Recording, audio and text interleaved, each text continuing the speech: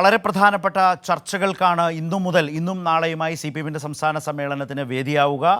പ്രവർത്തന റിപ്പോർട്ടിന്മേൽ സംസ്ഥാന secretary MV Govindan master അവതരിപ്പിച്ച പ്രവർത്തന റിപ്പോർട്ടിന്മേലുള്ള പൊതുചർച്ച ആരംഭിച്ചു കഴിഞ്ഞു. നേരത്തെ ഷമി പ്രഭാകർ അക്കാര്യങ്ങൾ സൂചിപ്പിച്ചു. അതുപോലെ വളരെ പ്രധാനപ്പെട്ടതാണ്, തുടർഭരണത്തിൽ നിന്ന് ഒരു മൂന്നാം തവണ കേരളം ഭരിക്കുന്ന നിലയിലേക്ക് ഇടതുപക്ഷം പോകുന്നു. ആ നിലയിൽ ജനങ്ങൾക്കിടയിൽ വലിയ ചർച്ചയാകുന്ന ഒരു പൊതു രാഷ്ട്രീയ സാമൂഹ്യ അന്തരീക്ഷം രൂപപ്പെട്ടിട്ടുണ്ട്. അതിനാധാരമായത് ഈ സർക്കാരിലുള്ള ജനങ്ങളുടെ വിശ്വാസമാണ്. ഏറ്റെടുക്കുന്ന പ്രവർത്തനങ്ങൾ പൂർണ്ണമായും സ്തംഭിച്ചുപോയ വികസന പ്രവർത്തനങ്ങൾ അടക്കമെല്ലാം പുനരെടുത്ത് സമയബന്ധിതമായി പൂർത്തീകരിക്കുന്ന സർക്കാർ, ആ നിലയിലുള്ള വലിയ സവിശേഷമായൊരു ആകർഷകത്വം തുടർ സർക്കാരുകൾ, 2 പിണറായി സർക്കാരുകളുമായി ബന്ധപ്പെട്ട് നാട്ടിൽ വലിയ ചർച്ചയാകുന്നുണ്ട്. അതേസമയം തന്നെ സാമൂഹ്യക്ഷേമ സംവിധാനങ്ങൾ അത് നിലനിർത്തി മുന്നോട്ട് പോകുന്നു. ആ ഘട്ടത്തിലാണ് കേന്ദ്ര സർക്കാരിൻ്റെ ഭാഗത്തു നിന്നുള്ള മുൻ മോദി സർക്കാരിൽ നിന്നും ഭിന്നമായി രണ്ടാം മോദി സർക്കാർ കുറെ കൂടി തീവ്രമായി തന്നെ സർക്കാരിനെ സാമ്പത്തികമായി ഞെരുക്കുന്ന നില സ്വീകരിച്ചത്.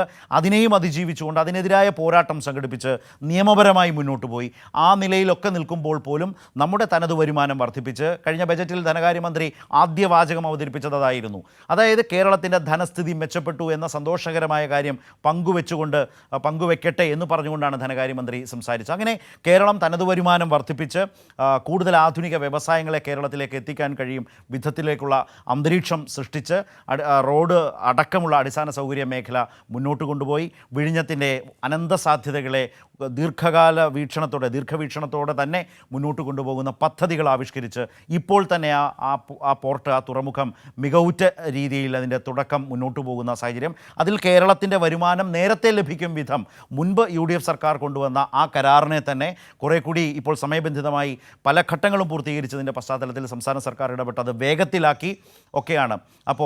അപ്പോൾ അങ്ങനെ ആ വിഴിഞ്ഞം തന്നെ കൂടുതൽ നേരത്തെ വിഭാവനം ചെയ്ത 2032 ഒക്കെ കേരളത്തിന് വരുമാനം ലഭിക്കുമായിരുന്ന അദാനിയുമായുള്ള ആ കരാറിനെ നേരത്തെ തന്നെ പല ഘട്ടങ്ങളും പൂർത്തീകരിച്ച് അന്തിമ ഘട്ടത്തിലെത്തിച്ച് വരുമാനം നേരത്തെയാക്കാൻ കഴിയുന്ന രീതിയിൽ ആ കരാറടക്കം പരിഷ്കരിച്ചുകൊണ്ട് ഓരോ നിലയിലും മുന്നോട്ട് പോകുന്നതൊക്കെ നിൽക്കുന്നു. അവിടെയാണ് നവകേരളത്തിൻ്റെ പുതുവഴികൾ എന്ത് ഇനി എന്നതിലേക്ക് വന്നിട്ടുള്ളത്. ഇപ്പോൾ മുതിർന്ന മാധ്യമപ്രവർത്തകൻ ശ്രീ KJ ജേക്കബ് ചേരുന്നുണ്ട്. ശ്രീ KJ ജേക്കബ്, CPM സംസ്ഥാന സമ്മേളനം, കമ്മ്യൂണിസ്റ്റ് പാർട്ടികളുടെ സമ്മേളനങ്ങളിലെ ഒരു പ്രധാന ഭാഗം സംഘടനാ പ്രവർത്തനങ്ങളുടെ കഴിഞ്ഞ 3 വർഷക്കാലങ്ങളെ സംബന്ധിച്ച് അതിൻ്റെ പ്രവർത്തന റിപ്പോർട്ടാണ്. സംഘടനാപരമായ പ്രവർത്തനങ്ങൾ, വിമർശനങ്ങൾ, വിലയിരുത്തലുകൾ, അതിൻ്റെ ഒരു ഭാഗം.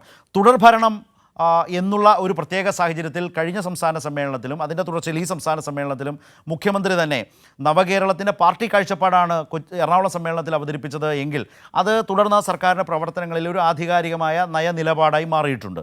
ഇപ്പോൾ അതിൻ്റെ പുതുവഴികൾ എന്നതിലേക്കാണ് സർക്കാർ നീങ്ങുന്നത്. ഇപ്പോൾ അതിനനുസരിച്ച് കഴിഞ്ഞ കാലങ്ങൾ കൊണ്ടുണ്ടാക്കിയിട്ടുള്ള കുറേയേറെ മാറ്റങ്ങളും, അടിസ്ഥാന സൗകര്യ വികസനമുണ്ട്, വ്യാവസായിക അന്തരീക്ഷത്തിൽ വന്ന മാറ്റമുണ്ട്, ആധുനിക വ്യവസായങ്ങളുടെ വരവുണ്ട്.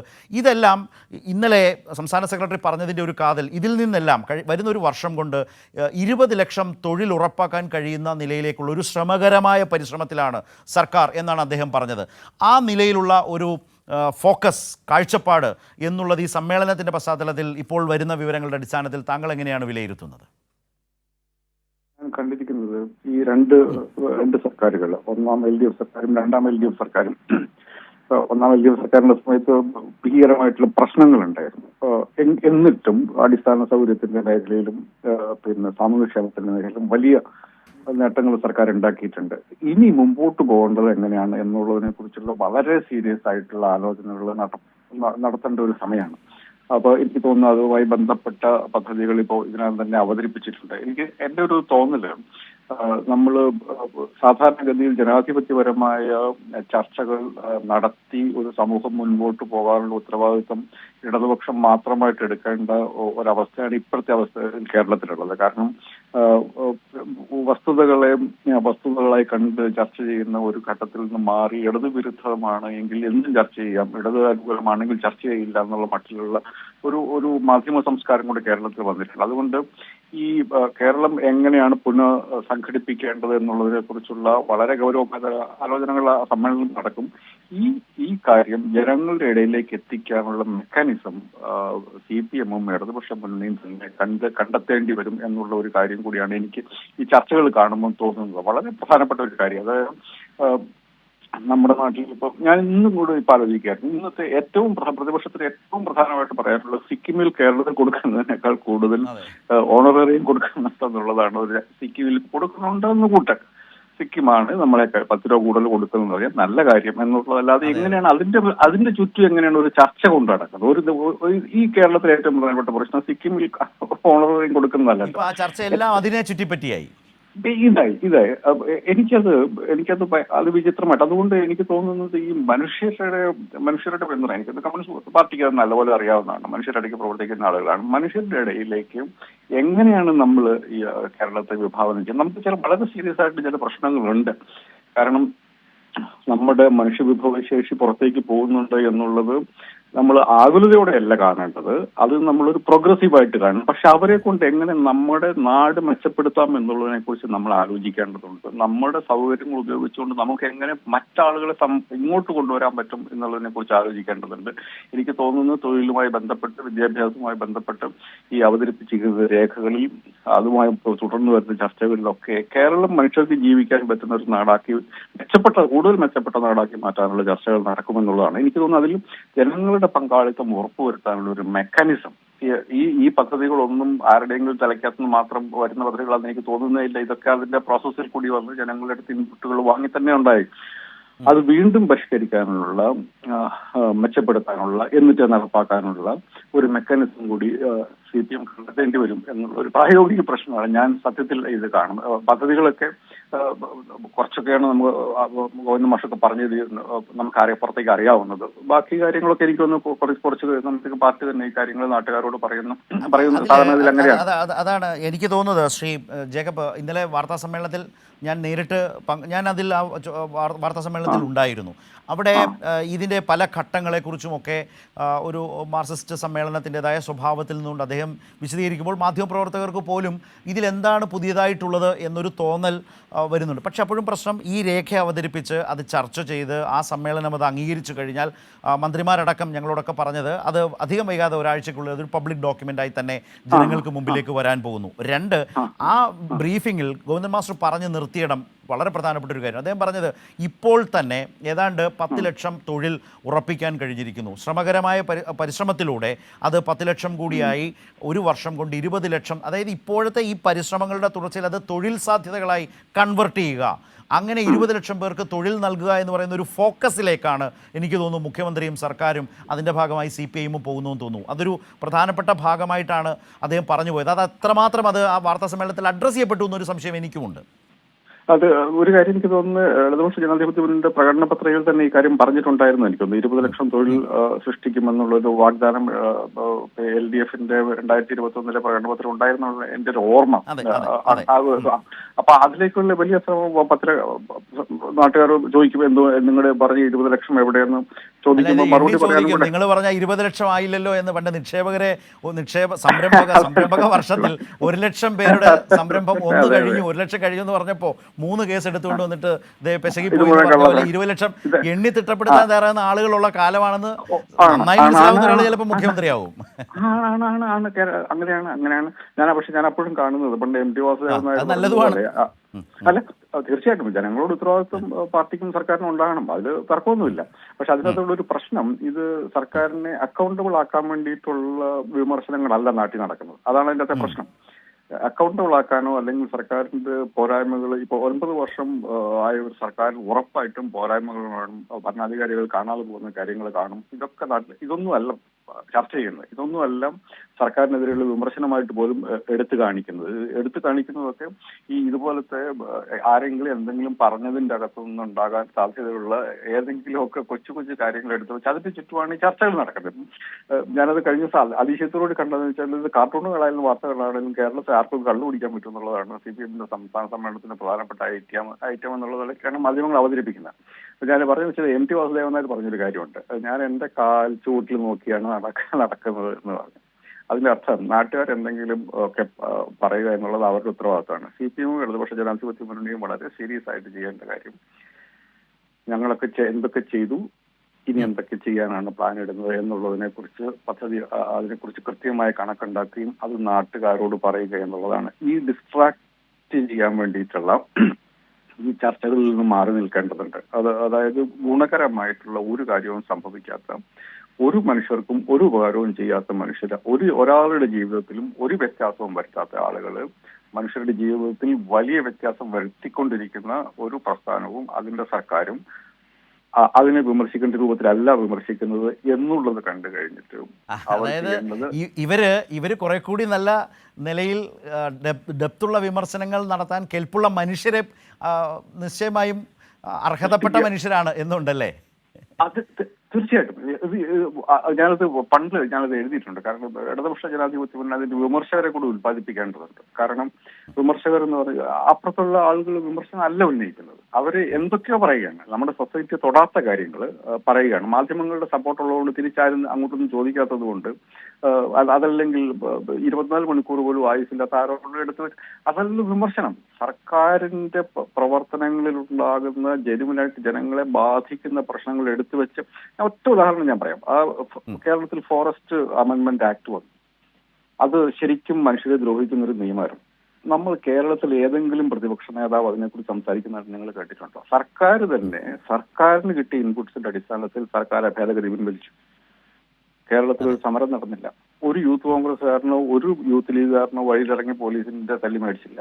അതേസമയം ഇവർ ഇപ്പോഴും തല്ലി മേടിക്കുന്നത്, ആരൊക്കെ എന്തൊക്കെയോ പറഞ്ഞെന്ന് പറയുന്നത് അവരിപ്പോഴും തെരുവിലുണ്ട്. എന്ത് കാര്യമാണുള്ളത്? മനുഷ്യർക്ക് ഉപകാരമുള്ള ഒരു പ്രശ്നത്തെക്കുറിച്ച് സീരിയസ് ആയിട്ട് പരിഗണിക്കാൻ ഇവരെ കൊണ്ട് പറ്റുന്നില്ല. അപ്പം ഇവര് എന്തെങ്കിലും പറഞ്ഞിട്ട് സർക്കാർ എന്തെങ്കിലും ഗുണം ചെയ്യുമെന്ന് വിചാരിക്കാൻ പറ്റാത്ത അവസ്ഥയാണ്. സർക്കാർ അതിന്റെ വിമർശകരെ തന്നെ ഉത്പാദിപ്പിക്കേണ്ടത്, ഇടതുപക്ഷം അതിന്റെ വിമർശകരെ തന്നെ ഉത്പാദിപ്പിക്കേണ്ടതുണ്ട്. അവർ ജനങ്ങളുമായിട്ട് കൂടുതൽ എൻഗേജ് ചെയ്യാനും ജനങ്ങളുടെ വിമർശനം സ്വീകരിക്കാനുള്ള വഴി സർക്കാർ കണ്ടുപിടിച്ചു. ഇപ്പോൾ മുഖ്യമന്ത്രി തന്നെ പറഞ്ഞിട്ടുണ്ട്, അദ്ദേഹം പത്രം വായന ടെലിവിഷൻ ചാനലും ഇല്ല എന്ന് പറഞ്ഞത്. അത് സങ്കടമുള്ള കാര്യം, ഭയങ്കര സങ്കടമുള്ള കാര്യമാണ്. കാരണം ഭരണാധികാരി മാധ്യമങ്ങളെ പരിപൂർണമായിട്ട് ഒഴിവാക്കുക എന്ന് പറഞ്ഞിട്ടുള്ളത് നല്ല കാര്യമല്ല. പക്ഷെ ഒരു നിവൃത്തിയില്ല.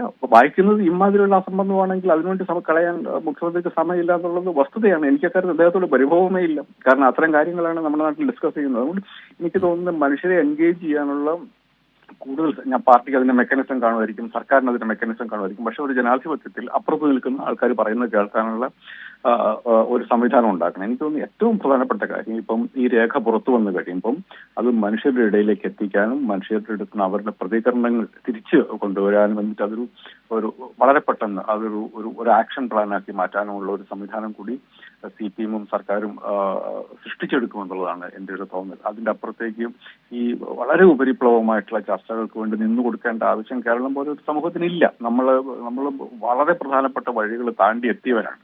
അപ്പോൾ നമ്മൾ ഇത്തരം ചർച്ചകളല്ല, നമുക്ക് കുറച്ചുകൂടെ മെറ്റലുള്ള, കുറച്ചുകൂടെ കുറച്ചുകൂടെ കഴമ്പുള്ള ചർച്ചകൾ നമ്മുടെ സമൂഹത്തിൽ നടക്കേണ്ടത്. അങ്ങനത്തെ കഴമ്പുള്ള വിമർശനങ്ങൾ കേൾക്കാൻ യോഗ്യമായൊരു നാടാണ് നമ്മുടേത്. പക്ഷെ നിർഭാഗ്യവശാൽ അത് കിട്ടാതെ പോകുന്നു, അത് ഉണ്ടാവാതെ പോകുന്നു എന്ന പ്രശ്നം നമ്മൾ നേരിടുന്ന ഒരു ബുദ്ധിമുട്ട് തന്നെയാണ്.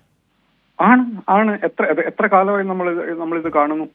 ഞാനത് പറഞ്ഞത് ഈ ഏറ്റവും അവസാനത്തെ ഉദാഹരണമാണ് ഞാൻ പറഞ്ഞത്. ഈ ഫോറസ്റ്റ് അമെന്റ്മെന്റ് ആക്ട് എന്നുള്ളത് നമ്മുടെ നാട്ടിൽ വളരെ സീരിയസ് ആയിട്ടുള്ള പ്രശ്നമാണ്. ഞാൻ തന്നെ ആലോചിച്ചു, എക്സൈസ് മന്ത്രിയോട് ഞാൻ അദ്ദേഹത്തെ, നമ്മുടെ നാട്ടിലെ ഡ്രഗിന്റെ വ്യാപനം എന്നുള്ളത് ഭീകരമാണ്. അത് കേരളത്തിൽ മാത്രമല്ല ഇന്ത്യയിൽ മൊത്തമുണ്ട്. പക്ഷെ നമ്മൾ അത് പറഞ്ഞിട്ട് കാര്യമില്ലല്ലോ, നമ്മൾ അതിനെ ഫൈറ്റ് ചെയ്യണം. ഈ ചോദ്യം നമ്മൾ ആരെങ്കിലും എക്സൈസ് മിനിസ്റ്ററോട് ചോദിക്കുന്നത് കേട്ടിട്ടുണ്ട്? എക്സൈസ് മിനിസ്റ്ററോട് ചോദിക്കുന്നത് മുഴുവൻ അവിടെ ഒരു ബ്രൂവറി അതിന് പെർമിഷൻ കൊടുത്തതിനെ കുറിച്ച് അദ്ദേഹം കഴിഞ്ഞ 2 മാസമായിട്ട് നിരന്ന് വിശദീകരിക്കുകയാണ്. പറഞ്ഞത് തന്നെ പിന്നെ പറയാൻ അദ്ദേഹത്തെ നിർബന്ധിക്കുകയാണ്. എന്താ ആവശ്യമാണുള്ളത്? അതേസമയം ഡ്രഗ്സിന്റെ വിഷയം ഒരു അതിഗുരുതരമായ പ്രശ്നമാണ്, അത് ചോദിക്കുന്നേ ഇല്ല. അതാണ് ഞാൻ പറഞ്ഞത്. അപ്പൊ അതിലേക്ക് ശ്രദ്ധ വരുന്നില്ല. വളരെ സീരിയസ് ആയിട്ടുള്ള പ്രശ്നങ്ങളിലേക്ക് ഒരു സർക്കാരിന് മാത്രം ചെയ്യാൻ പറ്റുന്ന കാര്യം, ഡ്രഗ്സിന്റെ എന്ന് പറഞ്ഞ ഒരു പിന്നെ സർക്കാരിന് മാത്രമായിട്ട് ചെയ്യാൻ പറ്റുന്ന ഒരു സമൂഹമായിട്ട് തന്നെ നമ്മൾ പണ്ടൊക്കെ ചെയ്തതുപോലെ, പിന്നെ സാക്ഷരതയോ അല്ലെങ്കിൽ ജനകീയാസൂത്രണമൊക്കെ ചെയ്തതുപോലെ, ആ പദ്ധതികൾ ചെയ്തതുപോലെ വലിയൊരു മിഷൻ മോഡിൽ ചെയ്യേണ്ട ഒരു സാധനമാണ്. സർക്കാർ അതിന് മുൻകൈ എടുക്കേണ്ടതുണ്ട്. ഇതിൽ പോലും നമ്മൾ ഏതെങ്കിലും ഒരു 2 വാർത്തകൾ വന്നു കഴിയുമ്പോൾ 2 പ്രസ്താവന എന്നുള്ളതല്ലാതെ സർക്കാരിനെയും പിന്നെ പാർട്ടിയെയും അക്കൗണ്ടബിൾ ആക്കുന്ന തരത്തിലുള്ള ചർച്ചകൾ പോലും നമ്മുടെ നാട്ടിൽ നടക്കാറില്ല എന്നുള്ളത്. മനുഷ്യരുമായി ബന്ധപ്പെട്ട പ്രശ്നങ്ങൾ ഒരു ക്രിറ്റിസിസം ഉയർത്താൻ നാട്ടിലെ പ്രതിപക്ഷത്തിന് പറ്റുന്നില്ലാത്തത് അതിഭയങ്കര സങ്കടമുള്ള കാര്യമാണ്. ജനാധിപത്യത്തിൽ അങ്ങനെയല്ല സംഭവിക്കേണ്ടത്. അപ്പൊ അതുകൊണ്ട് CPM-ഉം ഇടതുപക്ഷ ജനാധിപത്യ മുന്നണിയും സർക്കാരും അതിൻ്റെതായ വഴികൾ, ജനങ്ങളുമായിട്ട് എൻഗേജ് ചെയ്യാനുള്ള വഴികൾ കൂടി ചെയ്യുക എന്നുള്ളത് വളരെ പ്രധാനമായിട്ട് എനിക്ക് തോന്നുന്നു. അതിൽ ശ്രീ കെ ജെ ജേക്കബ് വളരെയധികം നന്ദി. വളരെ സൂക്ഷ്മമായി തന്നെയാണ് നിലനിൽക്കുന്ന ഒരു കേരളീയ അന്തരീക്ഷം, കേരളത്തിൻ്റെ വലിയ മാറ്റം. ആ നിലയിൽ അതിന് അത്രമേൽ മാനസികമായി തയ്യാറെടുത്ത് നിൽക്കുന്ന ഒരു വലിയ സമൂഹം തന്നെയാണ് മലയാളിയുടേത്, കേരളീയരുടേത്. ആ നിലയിലുള്ള കേരളത്തിൻ്റെ മാറ്റത്തെ അതിന് ചുക്കാൻ പിടിക്കുന്ന ഒരു സർക്കാർ എന്ന നിലയിൽ നാളിതുവരെ മുന്നോട്ട് കൊണ്ടുപോയതിൽ നിന്ന് ഇനി എന്താണ് പുതിയതായി ചെയ്യേണ്ടത് എന്ന നിലയിലേക്കുള്ള വലിയൊരു ആലോചനയ്ക്ക് ആ സർക്കാരിന് നേതൃത്വം കൊടുക്കുന്ന മുഖ്യമന്ത്രിയും അദ്ദേഹത്തിൻ്റെ പാർട്ടിയും അതിൻ്റെ സംസ്ഥാന സമ്മേളനവും വളരെ ഗൗരവമായി ഒരു രേഖ തന്നെ അവതരിപ്പിച്ച് ചർച്ച ചെയ്യുന്നു. ആ രേഖയുടെ അടിസ്ഥാനത്തിൽ നാളെ അത് ഒരു പൊതു ചർച്ചയായി വരികയാണ്. അതായത് കേരളത്തിൻ്റെ ഒരു ക്രോസ് സെക്ഷനാണ്. അവിടെ ഇരിക്കുന്ന പ്രതിനിധികളെല്ലാം തന്നെ CPIM പ്രവർത്തകരാണ്, CPIM നേതാക്കളാണ്. ആ നിലയിൽ പക്ഷേ സമൂഹത്തിൻ്റെ നാനാതുറകളിൽ നിന്ന് വരുന്ന മനുഷ്യരുടെ ഒരു വലിയ പരിച്ഛേദം തന്നെയാണത്. അവരുടെ ജീവിതാനുഭവങ്ങളിൽ നിന്ന് ഒക്കെ മുഖ്യമന്ത്രി അവതരിപ്പിച്ച രേഖയെ സമീപിച്ചുകൊണ്ട് ചെയ്ത കാര്യങ്ങളും ചെയ്യേണ്ടതായിട്ടുള്ള കാര്യങ്ങളെ സംബന്ധിച്ചുള്ള ആ രേഖയെ സമീപിക്കുകയും പൊതു ചർച്ചയ്ക്ക് വിധേയമാക്കുകയും അതിലൂടെ ആ സമ്മേളനം തീരുമാനത്തിലെത്തിക്കുന്ന, അംഗീകരിക്കുന്ന ഈ വികസന നയരേഖയുടെ അല്ലെങ്കിൽ വികസനത്തിൻ്റെ പുതുവഴികൾ എന്ന കാര്യത്തിലുള്ള ആ തീരുമാനം കേരളത്തിൻ്റെ ഒരു പൊതു മണ്ഡലത്തിലേക്ക് വരികയും കേരളത്തിന് അത് പരിശോധിക്കാൻ കഴിയുകയും ചെയ്യുന്ന സാഹചര്യം രൂപപ്പെടുകയാണ്. അതാണ് ശ്രീ കെ ജെ ജേക്കബ് സൂചിപ്പിച്ചത്. ആ നിലയിൽ ഇനി ചെയ്യാനുള്ള കാര്യങ്ങളെക്കുറിച്ച് തികഞ്ഞ ബോധ്യത്തോടു കൂടി തന്നെ മുന്നോട്ട് പോകുന്ന ഒരു സർക്കാർ സംവിധാനത്തെയും ഒരു രാഷ്ട്രീയ സംവിധാനത്തെയും കൊല്ലത്ത് അതുമായി ബന്ധപ്പെട്ട് കണ്ടുകൊണ്ടേയിരിക്കുന്നത്. അത് കേരളത്തെ സംബന്ധിച്ച് ഏറെ ആശാവഹമാണ്. കേരളം കാത്തിരിക്കുന്നത് അതുതന്നെയാണ്. മറുഭാഗത്ത് പ്രതിപക്ഷം നേരിടുന്ന ബുദ്ധിമുട്ടുകളെക്കുറിച്ച് അല്ലെങ്കിൽ പ്രതിപക്ഷത്തിൻ്റെ പോരായ്മകളെക്കുറിച്ച് കൂടിയാണ് ഗൗരവമായ ചർച്ചകളിലേക്ക് സർക്കാർ പോലും ശ്രദ്ധിക്കുന്ന വിധത്തിലേക്കുള്ള കാഴ്ചപ്പാടുകളോ വിമർശനങ്ങളോ അവതരിപ്പിക്കാൻ പോലും കഴിയാതെ പോകുന്നു എന്ന വലിയ ന്യൂനത നേരിടുന്ന ഒരു പ്രശ്നം, അത് കേരളത്തെയും ബാധിക്കുന്ന പ്രശ്നം തന്നെയായിട്ടാണ് ശ്രീ ജേക്കബ് അവതരിപ്പിച്ചത്. അങ്ങനെയല്ല കേരളം പോലൊരു സമൂഹത്തിൽ ഉണ്ടാവേണ്ടത് എന്നതുകൂടിയൊക്കെയാണ് അദ്ദേഹം സൂചിപ്പിച്ചത്. അത് വളരെ ഇതുപോലൊരു പ്രധാനപ്പെട്ട സമ്മേളനം നടക്കുന്ന ഘട്ടത്തിൽ ചർച്ച ചെയ്തു പോകേണ്ട വളരെ പ്രധാനപ്പെട്ട ചില നിരീക്ഷണങ്ങളാണ് അദ്ദേഹത്തിൻ്റെ ഭാഗത്തു നിന്നും വന്നത്.